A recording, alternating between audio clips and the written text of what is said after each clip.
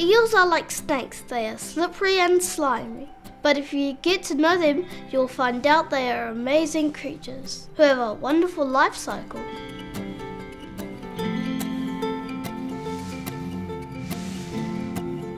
Eels were once a highly relied on source of food for the local hapu Ngāti Hikairo and is now almost depleted in this area.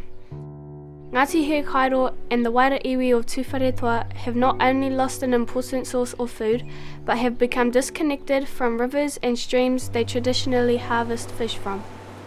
Here in the central North Island of New Zealand, eels have been disappearing over the last 60 years. Overfishing, habitat change, sedimentation, and a hydroelectrical system have had a massive impact on eel numbers. When eels spawn, they leave New Zealand and swim to Tonga over 2,000 kilometres away. Here they release their eggs which hatch into little larvae that float on the ocean current back to New Zealand, where they turn into baby eels called alvas and swim up rivers and lakes to find a new home. Uncle John and Auntie Lena are trying to save the eels by helping them overcome all the man-made obstacles. And it wasn't until we went up to the dam site and seen the tuna stranded in the weed catchment area.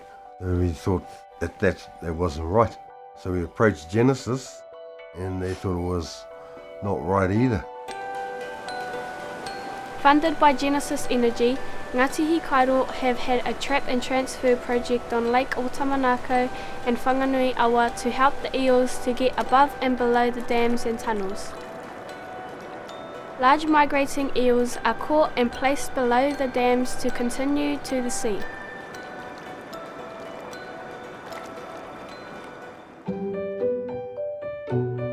Alvas are caught in an alva trap and released above the dams so they can find a home in the upper reaches of the river.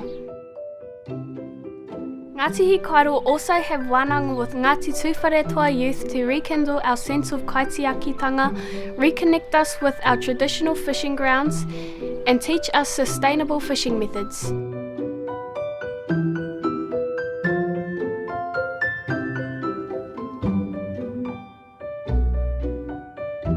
The kids help us with our work all the time, not just our own children, but we got a lot of local kids that help us. And just showing them some of the things we can do about it. I am hopeful that there will still be eels for my tamariki and mokopuna because of the work being carried out by Ngāti Hikairo now.